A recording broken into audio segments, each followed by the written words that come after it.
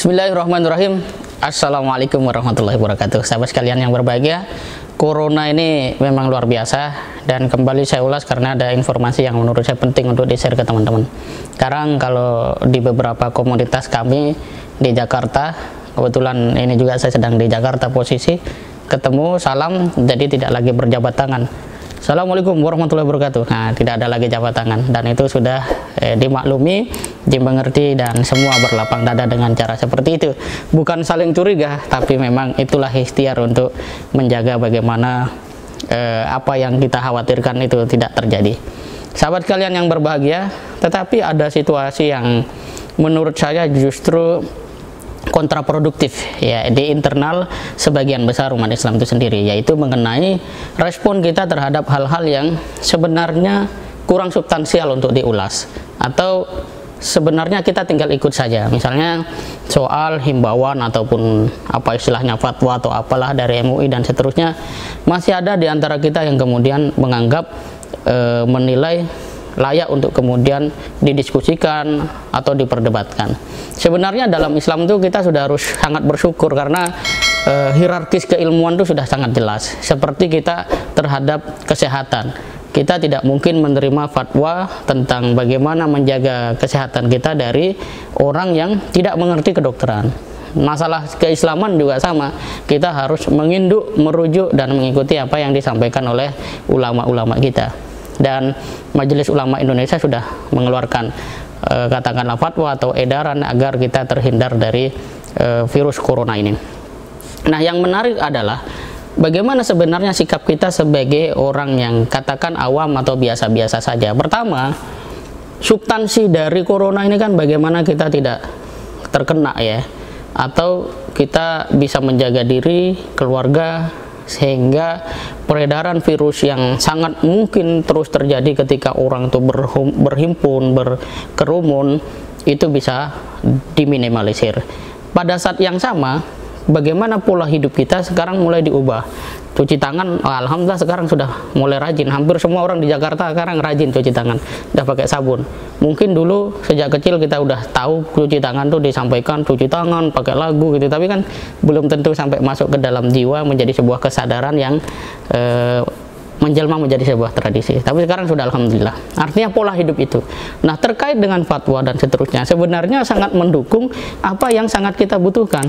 Nah, kalau kemudian ada pihak atau orang yang kemudian mempersoalkan, ya saya pikir kita juga perlu cek apakah dia sekelas ulama atau apa gitu kan, karena kan ada kelas-kelasnya juga manusia ini.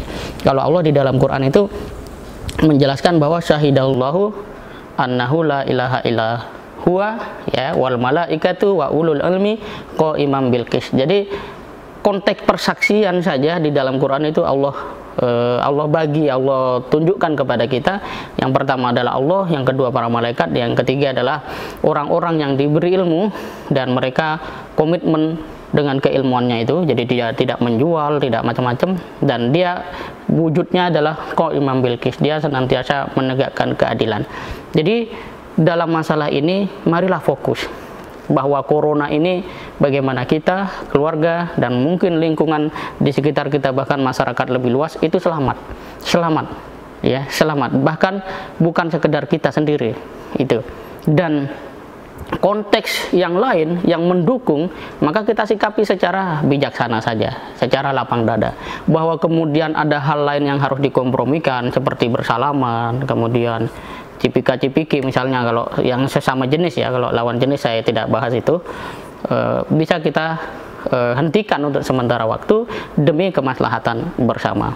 Pada saat yang sama, mari kita hargai apa? Diri kita sendiri dengan menempatkan sesuatu yang berharga memang pada tempatnya. Fatwa ulama tentu saja dibuat atas perenungan, musyawarah yang harus kita sikapi dengan akal yang sehat, dengan kejernihan hati, sehingga corona kita selamat dan kita juga tidak habis energi dan waktu untuk berdebat pada hal-hal yang sebenarnya kita nggak ngerti itu, atau bukan tempatnya lah kita ada berdiskusi atau berdialog, berdebat di masalah itu.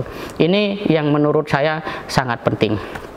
Yang kedua, perihal bagaimana ini sekarang kok orang berubah dan seterusnya, ya lapang dada saja ya, lapang dada terkait dengan ada yang ke masjid ada yang tetap mau berjamaah, ada yang menjaga diri atau menahan diri, ya silahkan saja, masing-masing punya hujah, punya alasan, punya argumen. Yang terpenting itu satu, jangan bertengkar. Nggak ada dalam Islam itu himbauan untuk bertengkar. Jadi latihlah diri kita untuk berbesar hati, berlapang dada, dan saling menghormati, dan hindari pertengkaran. Karena seberapapun kita berada di posisi yang benar, kemudian melihat yang lain sebagai posisi yang salah, terus ketika kita beradu argumen ujung-ujungnya adalah pertengkaran, maka saya pikir ini bukan sebuah hal yang sangat kita inginkan, tapi justru harus kita hindari.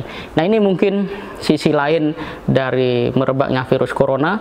Ini tidak saja harus menjaga kesehatan kita, pada saat yang sama juga menguatkan sistem ya keilmuan di dalam umat Islam itu sendiri, pada saat yang sama persaudaraan dan persahabatan. Janganlah gara-gara corona kita berpecah belah, pada saat yang sama banyak saudara kita yang terinfeksi ataupun terkena corona.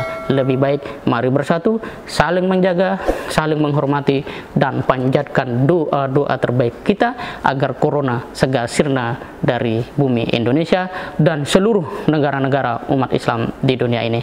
Demikian, terima kasih. Assalamualaikum warahmatullahi wabarakatuh.